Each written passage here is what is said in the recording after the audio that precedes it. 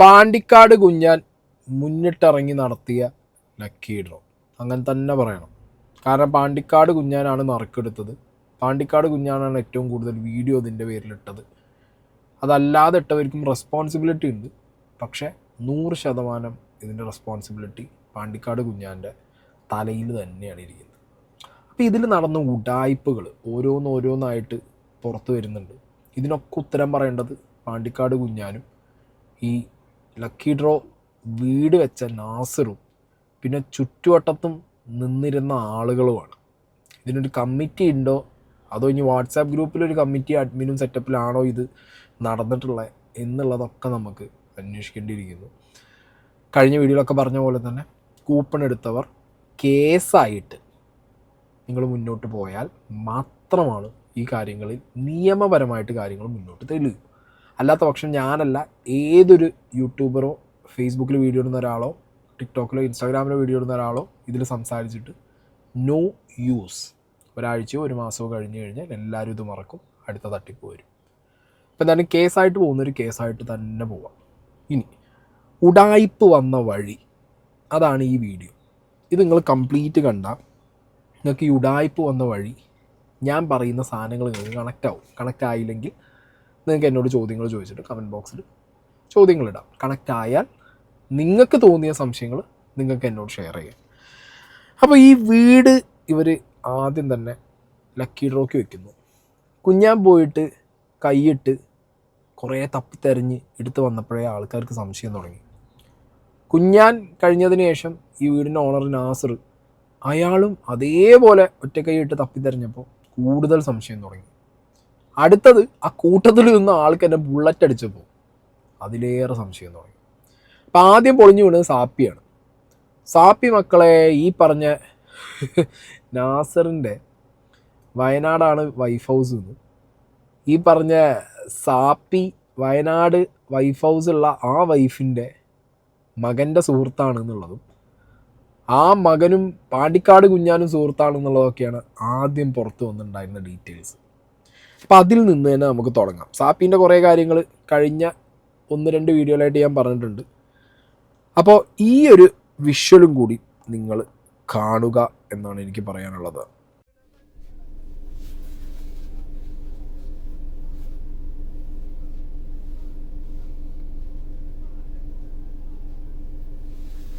Hi, എന്താണ് രണ്ടാളും ചിറിയാക്കിയ നിങ്ങള്? ഇതാണ് ഞാൻ പറഞ്ഞ മൂന്നാമത്തെ തെളിവ്. എന്താ വെച്ചാല് പാണ്ടിക്കാട് കുഞ്ഞാനും നാസറിന്റെ മകൻ അൻവറും. ഈ അൻവറിനങ്ങളൊക്കെ കണ്ടിട്ടുണ്ടാവും, യൂട്യൂബിലൊക്കെ ഉണ്ട്, കണ്ടവർക്ക് മനസ്സിലാവും. അപ്പൊ നിങ്ങളിപ്പോ ഈ കണ്ട ഈ വ്യക്തിയാണ് ആദ്യം നാസറിന്റെ ഭാര്യന്റെ വീട് വയനാടാണെന്നും അതിലുള്ള മകൻ ഈ പറഞ്ഞ സാപ്പീൻ്റെ അടുത്ത സുഹൃത്താണെന്നും സാപ്പിയും ഈ മകനും പാണ്ടിക്കാട് കുഞ്ഞാനും നാസറും ഒക്കെ തമ്മിൽ എന്തോ കണക്ഷൻ ഉണ്ടെന്നൊക്കെ പറഞ്ഞൊരാൾ ടിക്ടോക്കിൽ വീഡിയോ ഇട്ടത് അയാൾ തന്നെയാണ് ഇപ്പോൾ പാണ്ടിക്കാട് കുഞ്ഞാൻ്റെ ഒപ്പം ഈ നാസറിൻ്റെ മകൻ എന്ന് പറയുന്ന അൻവറിൻ്റെ കൂടെ പാണ്ടിക്കാട് കുഞ്ഞാൻ തോളത്ത് കൈയിട്ട് നടന്നു പോകുന്ന വീഡിയോ ഇട്ടിട്ട് പ്രൂഫായിട്ട് വെച്ചിട്ടുള്ളത്. ഓക്കെ, പലർക്കും അങ്ങനെ ഡൗട്ട് ഉണ്ടായിരുന്നു. കാരണം പലരും വീഡിയോയിൽ വന്നിട്ട് പറഞ്ഞിട്ടുണ്ടായിരുന്നു, ഈവൻ നാസർ തന്നെ വീഡിയോയിൽ വന്നിട്ട് പറഞ്ഞിട്ടുണ്ടായിരുന്നു എൻ്റെ ഭാര്യ വീട് വയനാടല്ലാന്ന്.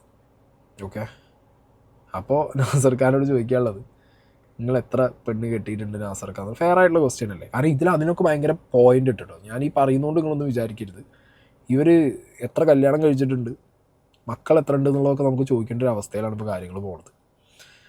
അപ്പോൾ സാപ്പീൻ്റെ കേസ് ഇപ്പോൾ ഏകദേശം നിങ്ങൾക്ക് മനസ്സിലായല്ലോ. സാപ്പി വന്ന വഴി എവിടുന്നാന്നുള്ളത്. അതായത് കുഞ്ഞാൻ എടുത്ത ആദ്യം നറുക്ക് വീടടിച്ച സാപ്പി, അതിനുശേഷം നാസറിനെ വീട്ടിൽ പോയി കണ്ടതിന് ശേഷം 150 കിലോമീറ്ററിൽ എനിക്കിപ്പോൾ എപ്പോഴും ഇവിടെ താമസിക്കാൻ വയ്യ, കുറച്ചാൽ നിങ്ങളിവിടെ നിന്നോളി എന്നൊക്കെ പറഞ്ഞു പോയ നന്മമരം സാപ്പി വന്ന വഴി ഏറെക്കുറെ നിങ്ങൾക്ക് മനസ്സിലായിട്ടുണ്ടാവും. ഇന്നലെ ഞാൻ വീഡിയോയിൽ പറഞ്ഞിട്ടുണ്ട് സാപ്പീൻ്റെ കേസ് അവിടെ നിൽക്കട്ടെ. രണ്ടാമത് ജിമിനി അടിച്ച ഒരു കൂപ്പൺ ഉണ്ടല്ലോ, ഇത് മാധവൻ കട്ടതൊക്കെ ചേക്ക് തന്നെ ഉണ്ട്, ചേക്ക് വിട്ട് പോവില്ല എന്ന് പറഞ്ഞ അവസ്ഥയാണ്. രണ്ടാമത് ഈ നാസിർ ഭായി അതിനകത്തേക്ക് കുഴിഞ്ഞ് നടന്ന് എങ്ങനെയാണോ പാണ്ടിക്കാട് കുഞ്ഞാൻ നറുക്കെടുത്തത് അതുപോലെ നറുക്കെടുത്ത് പൊക്കിക്കൊണ്ടതാണ് ഈ പറഞ്ഞ ജാസിർ ബാംഗ്ലൂർ. അതാണ് നമ്മളിലേക്ക് ഇവരെത്തിച്ചിട്ടുണ്ടായിരുന്നത് അല്ലേ. ജാസിർ ബാംഗ്ലൂർ അവിടുന്ന് ഫോൺ വിളിക്കുന്നു, ജാസിറിനോട് സംസാരിക്കുന്നു, ജാസിർ ബാംഗ്ലൂർ ഭയങ്കര സന്തോഷത്തിൽ പറയുന്നു. അങ്ങനെ ഇന്നലെ ഞാൻ പറഞ്ഞു ഈ ജാസിറും ആ കൂട്ടത്തിൽ വെള്ള ബനിയനിട്ട് നിൽക്കുന്നൊരു വ്യക്തിയും തമ്മിൽ ഒരു ബന്ധമുണ്ട് എന്നുള്ളത്. ഞാൻ ഇന്നലെ വീഡിയോയിൽ എന്താ ബന്ധം പറഞ്ഞിട്ടില്ല, ഓക്കെ. പക്ഷേ ഇന്ന് ഞാൻ ആ ബന്ധം പറയും. ഈ ഫോട്ടോയിൽ കാണുന്നതാണ് ജാസിർ. ജാസിർ വയനാടാണ്, കൺഫേമാണ് ജാസിർ വയനാടാണ് എന്നുള്ളതും. ജാസിറും ഈ വെള്ള ബനിയനും കൂടിയുള്ള ബന്ധം, ഓക്കെ, അതായത് ഈ എൻറ്റയർ ഈ ടിക്കറ്റ് എടുക്കുന്ന പ്രോസസ്സിൽ റൈറ്റ് സൈഡിൽ കുഞ്ഞാനും ലെഫ്റ്റ് സൈഡിൽ നാസർബായി നിൽക്കുമ്പോൾ നടുവിൽ വെള്ളപനിയായിട്ട് നിന്ന ആ വ്യക്തിയും ഈ ജാസിറും തമ്മിലുള്ള ബന്ധങ്ങൾ കേട്ടോ. ഹലോ, ജാസിറാണോ? അതാ ജാസിർ എവിടെ സ്ഥലം? ഓ, ആരാണ്? ഞാൻ ഹൈദറാണ്. ഹൈദർ കാസർഗോഡ് നിന്നാണ്. ആ, എന്താ പ്രശ്നം? ജാസിർ എവിടെ സ്ഥലം? ഞാൻ മാനന്തവാടി. ചേറ്റപ്പാലത്താണോ? അതെ അതെ. ഓക്കെ. രണ്ടാം സമ്മാനം ജിമ്മി അടിച്ചത് ജാസിറാണോ? അതെ അതെ. ജാസിറിന് ബാംഗ്ലൂരിൽ നിന്ന് അഡ്രസ് കൊടുത്തത്? ബാംഗ്ലൂർ ജോലി ഉണ്ടോ? അല്ല, അത് 2 കൂപ്പൺ എടുത്തിട്ടുണ്ടായിരുന്നു. എനിക്ക് അവിടെ കട ഉണ്ടായിരുന്നു. കട ഉണ്ടായിരുന്നോ? ആ, എവിടെ? BTM layout. അതെയാ? നിങ്ങൾക്ക് ഹലോ. ഹലോ, ആ, പറഞ്ഞോ. അതുകൊണ്ടാണോ ബാംഗ്ലൂരിൽ നിന്ന് കൊടുത്തത്? അതെ, 2 കൂപ്പൺ എടുത്തു. ഒന്ന് മാനന്തവാടി, ഒന്ന് ബാംഗ്ലൂർ. 2 കൊടുത്തു. എന്നിട്ടിപ്പോ ജിമ്മി കിട്ടിയോ? ഇല്ല, ജിമ്മിന് നാളെ അങ്ങോട്ട് ചെല്ലാൻ പറഞ്ഞിട്ട്. തിങ്കളാഴ്ച. ആ, ആ, വാഹനായിട്ട് വാങ്ങണോ പൈസ ആയിട്ട് വാങ്ങണോ? എനിക്ക് പൈസ ആയിട്ടാ വേണ്ട. ആ, അപ്പൊ അതിന് വാട്സപ്പിൽ ഒരു മെസ്സേജ് ആയിരുന്നു, നോക്കി ഞങ്ങൾ കണ്ടു തോന്നുന്നു. എനിക്ക് റീഡ് ചെയ്ത് തോന്നുന്നു. ഹലോ, ആ, ഒരു 5 മിനിറ്റ്. എന്റെ ഫോണ് ഓഫാണല്ലോ. ഫോൺ 1% ഉള്ളൂ. ഞാൻ 10 മിനിറ്റ് വിളിക്കാം കേട്ടോ. ഓക്കെ. ആ, പറഞ്ഞോളൂ. ഞാൻ ഫോൺ ഓഫായി പോയി. എന്നിട്ട് അയാളാ നിങ്ങൾക്ക്? ആ, എനിക്കറിയാം. ആരാ? ഇതെന്റെ വൈഫിന്റെ ബ്രദർ ആയിരുന്നു. വൈഫിന്റെ ബ്രദർ ആയിരുന്നു? ആ, മീൻസ് നിങ്ങൾ വൈഫിനെ ഒഴിവാക്കിയോ? ആ, ഇപ്പൊ സെപ്പറേറ്റ് ആണ്. ആ, 2 കൊല്ലായി. അതേ ഉള്ളൂ, വേറൊന്നുമില്ല. ഓക്കെ, അപ്പോൾ ഇതാണ് ജാസിറിൻ്റെ വോയിസ്. ജാസിറിനെ ആദ്യം വിളിച്ച സമയത്ത് ജാസിർ പറയുകയാണ്, എനിക്ക് ബാംഗ്ലൂർ ഉണ്ട്, കട ഉണ്ടായിരുന്നു, ഞാൻ 2 ടിക്കറ്റ് എടുത്തിരുന്നു. അങ്ങനെ വയനാട് എന്ന് എഴുതിയിട്ട ടിക്കറ്റിലാണ് എനിക്ക് അടിച്ചത്. ഓക്കെ, നിങ്ങൾ മനസ്സിലാക്കേണ്ട ഒരു കാര്യം, ഞാൻ പറഞ്ഞ പോലെ ഈ ജാസിറും ആ വെള്ള ടീഷർട്ടും തമ്മിൽ എന്ത് ബന്ധം എന്ന് ചോദിച്ചപ്പോൾ ഇവിടെ പറഞ്ഞത് കേട്ടോ ജാസിർ. ഇപ്പം സ്വാഭാവികമായിട്ട് എല്ലാവർക്കും തോന്നാം വയനാട്ടിലുള്ള ആൾക്ക് എന്താ അടിച്ചുകൂടെ. പക്ഷെ ഇതങ്ങനെയല്ല. ആദ്യത്തെ പ്രൈസ് അടിക്കുന്നത് തന്നെ സാപ്പിക്കാണ്. സാപ്പി, ഞാൻ നേരത്തെ പറഞ്ഞ പോലെ എനിക്ക് ബന്ധം മനസ്സിലായല്ലോ. സാപ്പി ആരാ? സാപ്പി വന്ന വഴിയിൽ. അപ്പോൾ രണ്ടാമത് അടിച്ചത് ജിമിനി ആരും അങ്ങനെ നോക്കിയില്ല. ജിമിനീൻ്റെ വഴിക്ക് ആരും ശ്രദ്ധിച്ചിട്ടുണ്ടായിരുന്നില്ല. പക്ഷെ ജിമിനി അടിച്ച ഈ ചെങ്ങായി ആ വെള്ള ബനിയനിട്ട ആളും തമ്മിൽ അളിയൻ ബന്ധമാണ്. അളിയൻ, നിങ്ങൾ ആലോചിക്കുക. അളിയൻ, ഒന്ന് മകൻ്റെ ഫ്രണ്ട്, രണ്ടാമത് ജാസിർ വയനാട്, ആ നടുവിൽ നിന്ന വെള്ള ടീഷർട്ട് ഇട്ട അയാളുടെ അളിയൻ. ഡിവോഴ്സ് ആയി എന്നൊക്കെ പറയുന്നുണ്ട്. 2 വർഷം. അതെന്തിനാ പറഞ്ഞതെന്നുള്ളത് അറിയോ നിങ്ങൾക്ക്? ഡിവോഴ്സ് ആയി എന്ന് പറയുമ്പോൾ പൊതുവേ സാധാരണ കേൾക്കുന്ന ആൾക്കാർ എന്താ വിചാരിക്കുക? ഡിവോഴ്സ് ആയല്ലോ, സ്വാഭാവികമായിട്ടപ്പോൾ ഡിവോഴ്സ് ആയതുകൊണ്ട് ഇനിയിപ്പോൾ അത് അങ്ങനെ ഡിവോഴ്സ് എന്നൊക്കെ പറഞ്ഞാൽ വലിയ പ്രശ്നമാണല്ലോ. അപ്പോൾ പിന്നെ ആ കുടുംബമായിട്ട് പെങ്ങളെ ബ്രദറിനായിട്ട് പിന്നെ ഈ ഡിവോഴ്സിലിരിക്കുന്ന ഹസ്ബൻഡിന് വലിയ എന്തുണ്ടാവില്ല, കണക്ഷനൊന്നും ഉണ്ടാവില്ല. ദേഷ്യം വന്നിട്ടോ അല്ലെങ്കിൽ അവർ പ്രശ്നങ്ങളുള്ളതുകൊണ്ടാണല്ലോ ഡിവോഴ്സ് ആയത്. അപ്പോൾ ഡിവോഴ്സ് ആദ്യം എടുത്തിട്ടൊക്കെയാണ്. ചിലപ്പോൾ കുടുംബത്തിൽ പ്രശ്നങ്ങളൊക്കെ കാണും. ഡിവോഴ്സ് ആയിട്ടുണ്ടെന്നുണ്ടെങ്കിൽ ഇവൻ ആ ഡിവോഴ്സ് ചെയ്തിട്ടുള്ള പേപ്പർ ഒന്ന് പൊതുജനത്തിനൊന്ന് കാണിക്കട്ടെ. ഇതിൽ കാണിക്കണം. കാരണം എന്താ പറയുക, ഇതിൽ സംശയം ഒരുപാടുണ്ട്. അതുകൊണ്ടാണ് ചോദിക്കുന്നത്. പൊതുജനത്തിന് പോകാൻ ആ ഡൈവോഴ്സ് ആയ പേപ്പർ ഒന്ന് കാണിക്കണം, നിയമപരമായിട്ട് ഡൈവോഴ്സ് ആയ പേപ്പർ. അപ്പോൾ അതിൽ ഡിവോഴ്സ് ആണ് 2 വർഷം മുമ്പാണ് ആയത് എന്നൊക്കെ പറയുന്നത്. ഇപ്പോൾ ഓനും ഈ വെള്ള ടീഷർട്ടും തമ്മിൽ ഒരു ബന്ധമില്ല എന്നുള്ളത് കാണിക്കാനാണ്. മനസ്സിലായോ? ആ ഉടായ്പൊന്നും ഇവിടെ അറക്കണ്ട മക്കളെ. അപ്പം സംഗതി, ആദ്യം പ്രൈസ് അടിച്ച സാപ്പിയും, രണ്ടാമത് പ്രൈസ് അടിച്ച ജാസിർ, മൂന്നാമത് ബുള്ളറ്റ് അടിച്ച അവൻ്റെ പേരെനിക്കറിയില്ല ഓനും ഒക്കെ എന്താ, ഞാൻ സുഭദ്ര അപ്പൻ തമ്പുരാൻ, കമ്മിറ്റി ഞങ്ങളാണ്, ആഭരണപ്പെട്ടി എവിടെ വരണം എന്നുള്ളത് ഞങ്ങൾ തീരുമാനിക്കും. അതാണ് സെറ്റപ്പ്. അപ്പോൾ ഇനിയിപ്പോൾ ഇതിൽ ചിലർക്ക് ചോദ്യം ഉണ്ടാവും, അതിപ്പോൾ എന്താ ബന്ധുക്കാർക്കും കൂട്ടക്കാർക്കും ഫ്രണ്ട്സിനും ടിക്കറ്റ് അടിച്ചുകൂടെയെന്ന്? അടിക്കാം, അടിക്കണോണ്ട് കുഴപ്പമില്ല. പക്ഷെ ഇങ്ങനെ നറുക്കെടുക്കൂ. ഏത് ഒന്നാം സമ്മാനം 2ാം സമ്മാനം ഒരുപോലെ കൈയിട്ട് തപ്പിത്തെരഞ്ഞെടുത്ത് കൂട്ടക്കാർക്കും കുടുംബക്കാർക്കും കൊടുക്കുമോ? ഇനി ഈ സംശയമുള്ളവർക്ക് ഈ വീഡിയോ മുന്നോട്ട് കാണുമ്പോൾ കൂട്ടക്കാർക്കും കുടുംബക്കാർക്കും മാത്രമാണോ കിട്ടിയെന്നുള്ള സംശയമുള്ള ആൾക്കാർക്ക് ഞാൻ ആ സംശയം തീർത്ത് തരാം. ഓക്കെ, അപ്പോൾ എന്താണെങ്കിലും രണ്ടാമത് കിട്ടിയ ജാസിർ, ജിമിന് കിട്ടിയ ജാസിറും ഇവരെ തുണക്കാരനാണ് എന്നുള്ളത് നിങ്ങൾക്ക് ബോധ്യപ്പെട്ടല്ലോ. ഫൈൻ. ഇനി ഞാനിവിടെ വെക്കാൻ പോകുന്നത് ഈ പറഞ്ഞ പരിപാടിയിൽ ആദ്യം ഞാനിവിടെ ഒരു കൂപ്പൺ വയ്ക്കുക. ഇതാണ് ഈ ലക്കി ഡ്രോൻ്റെ കൂപ്പൺ. ഓക്കെ, ഇതിൻ്റെ സീരിയൽ നമ്പർ 9951 എന്നാണ്. ഓക്കെ, ഇത് ഒരു ലക്കി ഡ്രോയിൽ ഒരാൾ കൂപ്പൺ എടുത്ത ആൾ വീഡിയോ ഇട്ടപ്പോൾ അതിന് ഞാൻ സ്ക്രീൻഷോട്ട് എടുത്താണ്. ഇയാൾ കൂപ്പൺ എടുത്തതിൻ്റെ സീരിയൽ നമ്പർ 9951. അപ്പോൾ നമ്മളൊരു കാര്യം ശ്രദ്ധിക്കേണ്ടത്, ഇങ്ങനത്തെ ലക്കി ഡ്രോ ഒക്കെ ആകുമ്പോൾ കൂപ്പൺ അടിക്കും. ഓക്കെ, ഇതേപോലെ കൂപ്പൺ അടിക്കും. കൂപ്പൺ അടിക്കുമ്പോൾ ഒരാൾക്ക് ഇപ്പോൾ 15,000 ടിക്കറ്റാണ് ടാർഗറ്റ് എന്നുണ്ടെങ്കിൽ അയാളിപ്പോൾ ഒരു 20,000 വരെ അടിക്കും അല്ലേ കൂപ്പൺ, അല്ലേ? ഒരു 5,000 കൂട്ടി അടിക്കും. ഇനിയിപ്പോൾ പെട്ടെന്ന് കൊണ്ട് സെയിലായ ഒരു 5,000 കൂട്ടി വയ്ക്കും. എന്നാലും 15,000 ഒക്കെ പോകാൻ ഭയങ്കര പാടുള്ള പരിപാടി എന്ന് എല്ലാവർക്കും അറിയാം. 15,000 എന്നൊക്കെ പറഞ്ഞാൽ കൂട്ടി വയ്ക്കുന്ന നമ്പറാണ്. പിന്നെ ഇതേപോലെ ഒരു കാര്യത്തിന് ഇപ്പോൾ ഒന്നും വേണ്ടത്, നമ്മളൊരു ക്രിക്കറ്റ് ടൂർണമെൻറ്റ് നടത്തുമ്പോൾ, ഒരു അമ്പല പരിപാടി നടത്തുമ്പോൾ ഒരു കൂപ്പണോ റെസീപ്റ്റോ ഉണ്ടാക്കുന്ന സമയത്ത് ആ ഒരു പെർട്ടിക്കുലർ റെസീപ്റ്റിൽ 1 മുതൽ 100 വരെ നമ്പർ, എന്നിട്ട് ആ ഒരു പെർട്ടിക്കുലർ ബ്ലോക്കിന് ഒരു നമ്പർ, ഒരു സീരിയൽ നമ്പർ ഇടും. അങ്ങനെയല്ലേ ചെയ്യുക? എൻ്റെ അറിവിൽ അങ്ങനെ ചെയ്യാം. അല്ലാതെ 15,000 കൂപ്പൺ അടിച്ചിട്ട് അതിൽ 1 മുതൽ എല്ലാം അങ്ങോട്ട് 15,000 എന്ന് എഴുതിയിട്ട് ഇങ്ങനെ കട്ട ഒരു ബുക്ക്ലെറ്റിനകത്ത് 100 കൂപ്പൺ, ആ 100 കൂപ്പണിന് 1 മുതൽ 100 വരെ എന്നാണ് സാധാരണ ഇടുക. എന്നിട്ട് ആ ബുക്ക്ലെറ്റിനാണ് സീരിയൽ നമ്പർ ഇടുക. അതാണ് ഒരു രീതി. ഇവരുടെ രീതി നിങ്ങൾ ശ്രദ്ധിക്കണം. ഇവിടെ 9,000, 15,000, 25,000, 20,000 പല രീതിക്കാണ് ഇതിൽ സീരിയൽ നമ്പർ കിടക്കുന്നത്. ഇതിൽ നാസർ എന്ന് പറഞ്ഞ വ്യക്തി ആദ്യം പറയുന്നത് കേട്ടോ, എത്ര ടിക്കറ്റ് വിറ്റ് പോയി, ഈ നറുക്കെടുപ്പ് നടക്കുന്നതിൻ്റെ 2 ദിവസം മുമ്പ് എത്ര ടിക്കറ്റ് വിറ്റ് പോയി എന്നുള്ളതിനെ കണക്കും ആ ടിക്കറ്റ് ഈ നറുക്കെടുക്കുന്ന പെട്ടിക്കകത്ത് കിടക്കുന്ന വിഷ്വലാണിത്. ഏകദേശം ഇന്നലെ മുതൽ ഒരു 500 ടിക്കറ്റ് പോയി. ഇപ്പോൾ 7,000 ടിക്കറ്റ് ഈ ബോക്സിൽ പോയിട്ടുണ്ട്. 7,000 ടിക്കറ്റാണ് 2 ദിവസം മുമ്പ് വരെ വിറ്റ് പോയെന്നാണ് നാസർ പറയുന്നത്. ഇതേ നാസർ ടിക്കറ്റ് ഇവിടുന്ന് എടുക്കുന്ന ഈ പരിപാടി അതിനിടയിൽ പറഞ്ഞത് 8,000 സംതിങ് വിറ്റ് പോയിരുന്നു. സാപ്പി വീട്ടിൽ വന്നപ്പോഴും പറഞ്ഞ കണക്ക് 8,000 ചില്ലറ വിറ്റ് പോയത്, 8,300 സംതിങ് വിറ്റ് പോയെന്നാണ്. അപ്പം അങ്ങനെയാണെങ്കിൽ 2 ദിവസം മുമ്പ് 7,000 സംതിങ് ടിക്കറ്റ് വിറ്റ് പോകുമ്പോൾ ഉള്ള ആ പെട്ടിയിൽ ഈ 7,000 ചില്ലറ ടിക്കറ്റ് കിടക്കുന്നതിൻ്റെ വിഷ്വൽ നിങ്ങളൊന്ന് കാണി. അതിനകത്ത് എത്ര, ആ ഒരു പെട്ടി ഫുള്ളാണോ? അല്ല, പെട്ടീൻ്റെ പകുതിയുടെയും താഴെയാണ് എന്ത് കിടക്കുന്നത്? ടിക്കറ്റ് കിടക്കുന്നത്. ഓക്കെ, പെട്ടിയുടെ പകുതിയുടെയും താഴെ. ഇനി നിങ്ങൾ കേൾക്കണം, ഈ നാസർ എത്ര ടിക്കറ്റ് ടാർഗറ്റ് വെച്ചിട്ടാണ് ഈ പരിപാടി തുടങ്ങിയെന്നുള്ളതും അതിനടിയിൽ കുഞ്ഞാൻ ക്ലിയറായിട്ട് 8,000 ടിക്കറ്റ് വിറ്റുപോയി എന്നുള്ളത് നാസർ പറയുമ്പോൾ അതിനകത്തുള്ള ടിക്കറ്റിൻ്റെ ഒരളവ് നിങ്ങൾ ശ്രദ്ധിക്കുക. ടാർഗറ്റ് എത്തിയിട്ടില്ല. ഞാൻ 15,000 ടിക്കറ്റാണ് എൻ്റെത് പിന്നത് പോയത്. 8,379 ടിക്കറ്റേ പോയിട്ടുണ്ട്. കാരണം എന്റെ എമൗണ്ട് വന്നതും തന്നെ എനിക്ക് അറിയാം, എന്റെ കണക്ക് പ്രകാരം 8,300 ചില്ലറ ടിക്കറ്റ് പോയിട്ടേ ഉള്ളൂ എന്നുള്ളത്.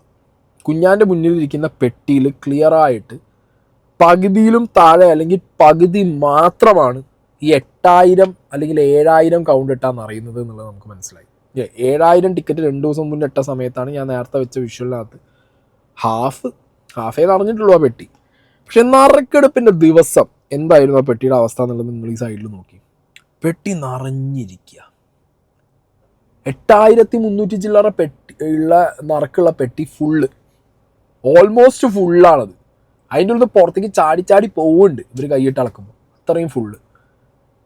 അപ്പോൾ അവിടെ എത്ര ടിക്കറ്റാണ് വിറ്റ് പോയിട്ടുണ്ടാവുക? അവിടെയാണ് നിങ്ങൾക്ക് നേരത്തെ മനസ്സിലൊരു ചോദ്യം വന്നിട്ടുണ്ടാവുമല്ലോ എല്ലാവർക്കും. ഏത്?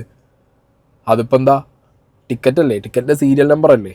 ഇപ്പോൾ എല്ലായിടത്തും അങ്ങനെ സീരിയൽ നമ്പർ, ഒരു ബുക്ക്ലെറ്റിലെ സീരിയൽ നമ്പർ മാത്രം 1 മുതൽ 100 വരെ ആവണമെന്നുണ്ടോ? ഒരു 10 ബുക്ക് അടിച്ചിട്ട് ആ 10 ബുക്കിലും 1 മുതൽ ഈ 10ാമത്തെ ബുക്കിൻ്റെ ലാസ്റ്റത്തെ പേജ് വരെയുള്ള സീരിയൽ നമ്പർ 1 മുതൽ അങ്ങോട്ട് ഇട്ട് പോയിക്കൂടെ എന്ന് നിങ്ങൾക്ക് തോന്നുന്നുണ്ടാവും. എന്നാൽ അവിടെയാണ് ഇതിൻ്റെ കോംപ്ലിക്കേഷൻ കിടക്കുന്നത്. അവിടെയാണ് എനിക്കിതിൽ ഈ ലക്കി ഡ്രോയിൽ എടുത്തിട്ട് ഇവരെ സ്വന്തക്കാർക്ക് കൊടുക്കുന്ന ഉടായ്പ മാത്രമല്ല, ഇതിനകത്ത് ഇവർ പറയുന്ന 8,000-ൽ കൂടുതൽ ടിക്കറ്റ് വിറ്റുപോയോ എന്നുള്ളതിൻ്റെ സംശയം കിടക്കുന്നത്. ഞാനിവിടെ കുറേ സ്ക്രീൻഷോട്ട് നിങ്ങൾക്ക് വയ്ക്കുന്നുണ്ട്. ഈ സ്ക്രീൻഷോട്ടൊക്കെ എന്ന് പറഞ്ഞു കഴിഞ്ഞാൽ ഇവരാദ്യം നാസറും കുഞ്ഞാനും എടുത്ത ടിക്കറ്റുകൾ, ഓക്കെ, ആ ടിക്കറ്റുകളല്ലാതെ ചെറിയ സമ്മാനം അടിച്ച ടിക്കറ്റുകളുടെ സ്ക്രീൻഷോട്ടാണ്. ഇതിൻ്റെയൊക്കെ സംഖ്യകൾ നിങ്ങൾ ശ്രദ്ധിക്കണം. ഈ സംഖ്യകൾ എന്നൊക്കെ പറഞ്ഞു കഴിഞ്ഞാൽ വെറും 10,000 താഴെ മാത്രം സീരിയൽ നമ്പറുള്ള സംഖ്യകളാണ് ഇതൊക്കെ. 2670, 7199, 6891, 1787, അങ്ങനെയുള്ള ടിക്കറ്റ് നമ്പറുകൾ.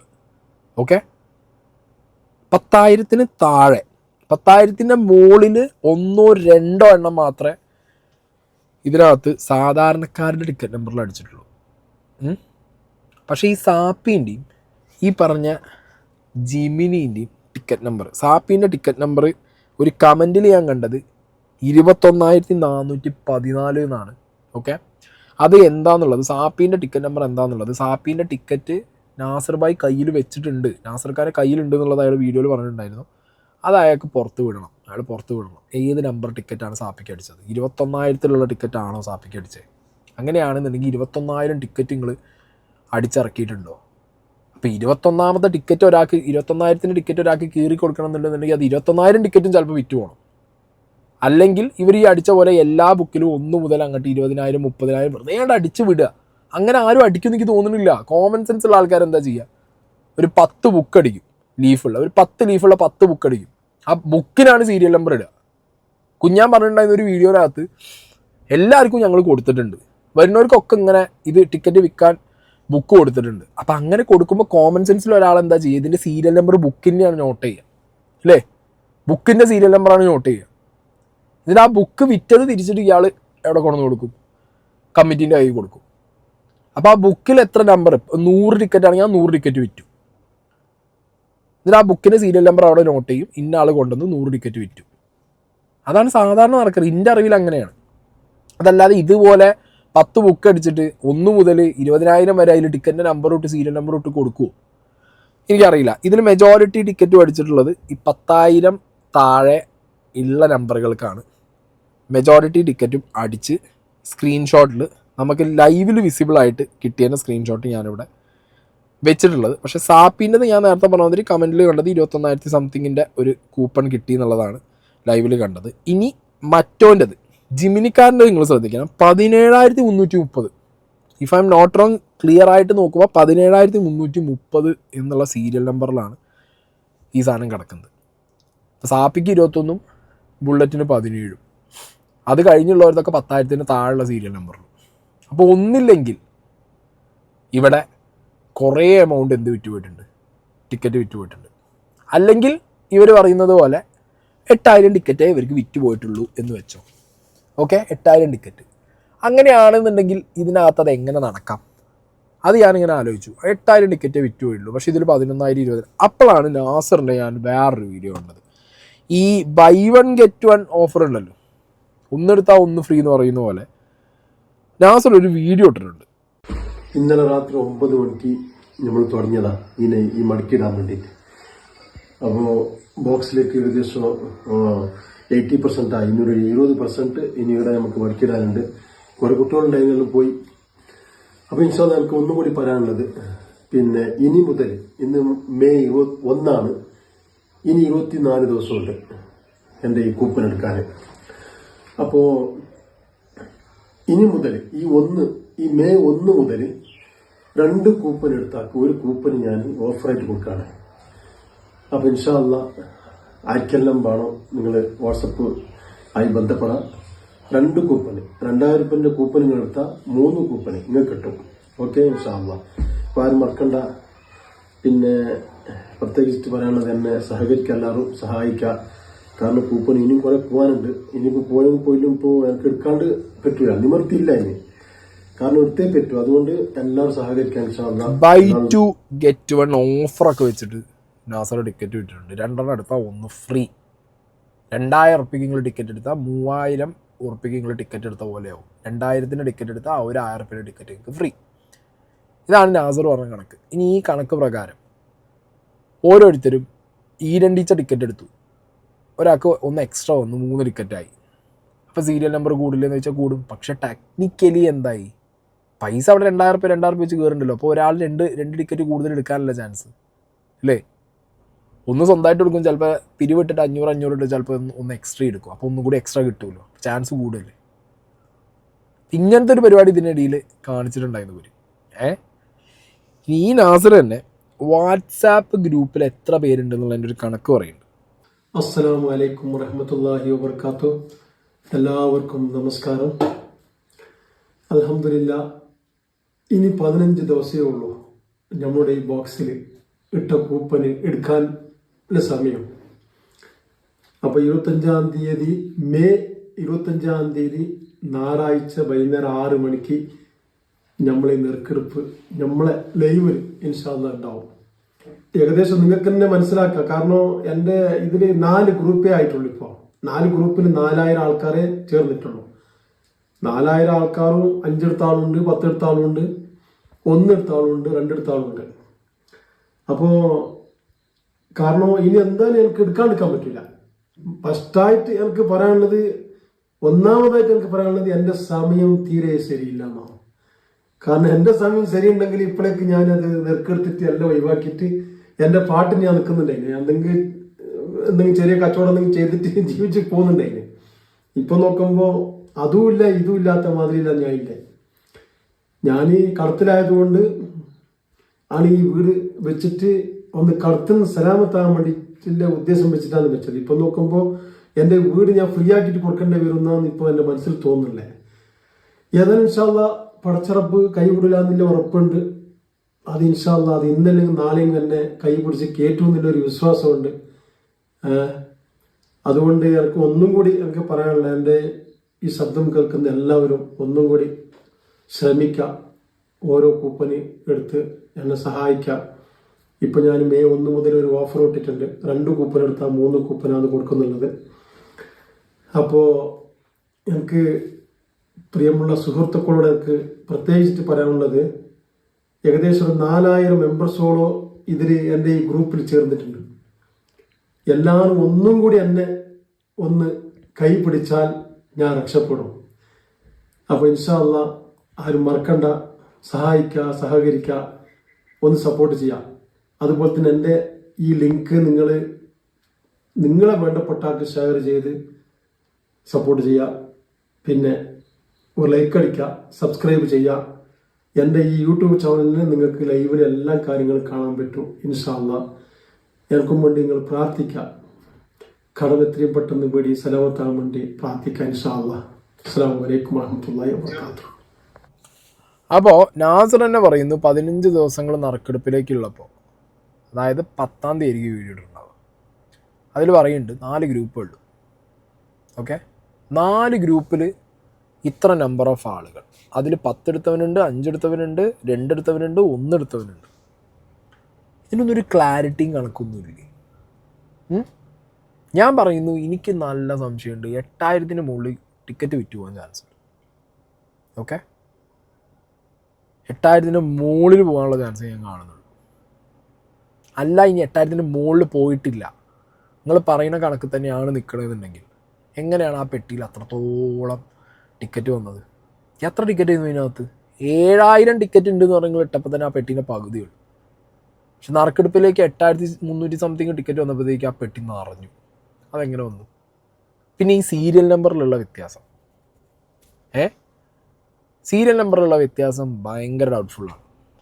അതുകൊണ്ട് ഇവർ ഈ അടിച്ച ടിക്കറ്റൊക്കെ പുറത്ത് കാണിക്കണം. ഇവർ ഇതിനു വേണ്ടി ഉണ്ടാക്കിയ ടിക്കറ്റിൻ്റെ ബുക്ക്ലെറ്റ് ഇവർക്കൊന്ന് പുറത്ത് വിടാൻ പറ്റുമെങ്കിൽ ഇവർ പുറത്ത് വിടണം. അത് ഞാൻ പറഞ്ഞു, നിങ്ങൾ കേസ് കൊടുക്കണം. ഇതിൽ അടിമുടി ദുരൂഹതയാണ്. ഈ വിഷയത്തിൽ അടിമുടി ദുരൂഹത. ഈ ദുരൂഹത ഇവിടെ തീരുന്നില്ല, ഇവിടെയും തീരുന്നില്ല.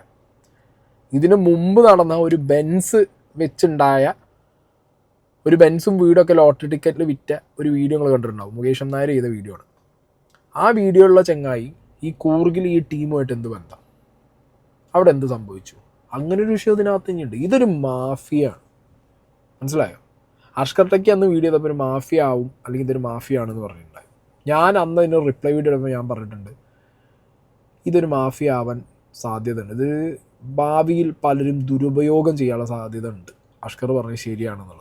അന്ന് ഞാൻ മറ്റേ ഖാദറിനെ വെളുപ്പിക്കാൻ വേണ്ടി വീഡിയോ ഇട്ടു എന്നുള്ളതാണ് നിങ്ങൾ പലതും പറഞ്ഞത്. പക്ഷെ ഞാനിപ്പോഴും പറയുന്നു, ഖാദർ ചെയ്താലും പാണ്ടിക്കാട് കുഞ്ഞാൻ ചെയ്താലും ആര് ചെയ്താലും നിയമവിരുദ്ധം എന്നുള്ളത് ക്ലിയറാണതിൽ. നിയമവിരുദ്ധമാണ്, ഓക്കെ, ഇല്ലീഗലാണ്. അതിന് ഞാൻ സപ്പോർട്ട് ചെയ്യില്ല, ഒരു കാരണവശാലും ഞാൻ സപ്പോർട്ട് ചെയ്യില്ല.